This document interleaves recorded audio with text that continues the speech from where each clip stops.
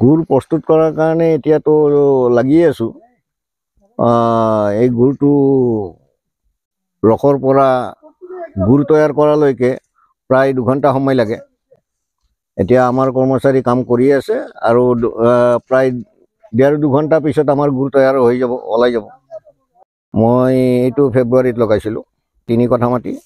এতিয়া মোৰ 20-25 টিন ওলাই যাব, 10,000।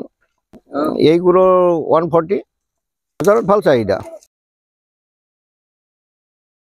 মোৰ গুৱাহাটীতো যাব আৰু আমাৰ ইয়াত যিখিনি মানুহে মানে লোকেল বস্তু বিচাৰে সেইখিনি মোৰ ঘৰত আহি লৈ যাব। দোকানৰ গুড়ৰ কোনো গোটেইখিনি সিহঁতে কেমিকেল দি ময়দা মাৰি সিহঁতে এইটো তৈয়াৰ কৰে, কিন্তু আমাৰ এইটোত কোনো ভেজাল নাই। আৰু সেইকাৰণতে এইটো মানুহে বিচাৰে। গুড়ৰ প্ৰক্ৰিয়া প্ৰথমে কুঁহিয়াৰ কাটি এইটো কুঁহিয়াৰ চেপি ৰস উলিয়ালোঁ। ৰসটো চেকি পেলাই আকৌ জুইৰ ওপৰত থালিৰ ওপৰত দি পগাই সময়ত গুড় হৈ উঠে। এতিয়া 12 জন আছে।